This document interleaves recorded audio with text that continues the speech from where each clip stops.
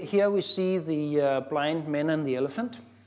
And if all you've seen is sort of the tail, you have some firm idea of what the elephant is like, except it's only right for the tail.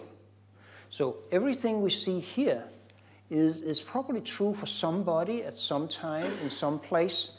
And if you think that's the whole story, you're wrong. And so my problem is I actually know the beast, and it's a little bit harder to generalize what the beast is when you have to take it all into account.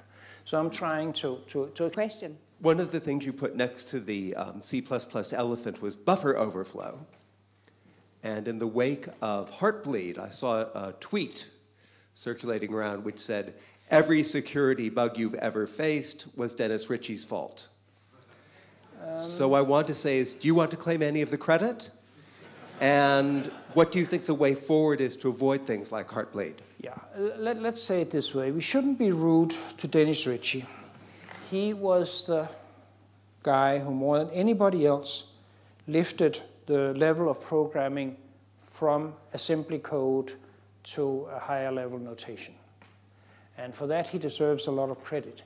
And if we have to blame somebody, it should be the people who still write code, as Dennis Ritchie did in 1973.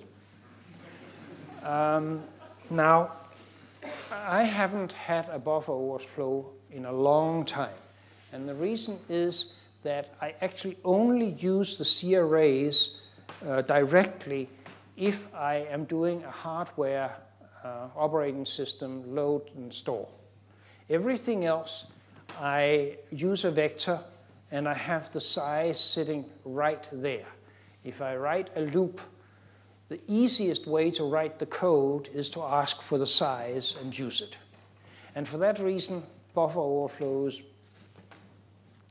doesn't really happen in my code anymore.